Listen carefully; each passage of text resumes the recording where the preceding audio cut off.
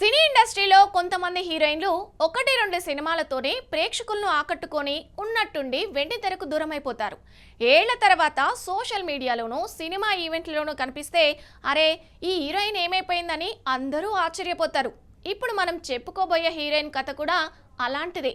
ఒకప్పుడు అందం నటనతో ఆకట్టుకున్న ఆమె ఇప్పుడు ఏం చేస్తుంది? Have a look. చిత్ర పరిశ్రమలో హీరోయిన్ కు అవకాశాలు దక్కించుకోవడం ఒక ఎత్తు అయితే వాటిని నిలబెట్టుకుని స్టార్డమ్ అందుకోవడం మరో ఎత్తు. కొందరు ఒక్క సినిమాతోనే స్టార్ హీరోయిన్లుగా ఎదుగుతారు. మరికొందరు మంచి గుర్తింపు వచ్చినా అనుకోని కారణాలతో వెండితెరకు దూరమైపోతారు. అలా ప్రేక్షకుల మనసులో ముద్ర వేసి ఒక్కసారిగా కనిపించకుండా పోయిన హీరోయిన్లలో ముక్తా ఒకరు. యాక్షన్ హీరో విశాల్ నటించిన భరణి సినిమా చూసిన వాళ్లకు ముక్తాను ప్రత్యేకంగా పరిచయం చేయాల్సిన అవసరం లేదు. తన బబ్లీ లుక్స్, అమాయకమైన చిరునవ్వు, సహజమైన నటనతో అప్పట్లో ప్రేక్షకులను బాగా ఆకట్టుకుంది.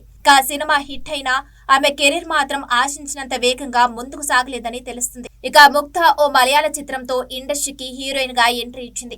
ఆ తర్వాత తమిళ్, మలయాళ భాషలో పలు చిత్రాల్లో నటించింది. తెలుగులో మాత్రం ఫోటో అనే ఒక్క సినిమాతోనే కనిపించింది. ఆ సినిమా ఆశించిన విజయాన్ని అందుకోకపోవడంతో టాలీవుడ్ లో ఆమెకు అవకాశాలు తగ్గిపోయాయి.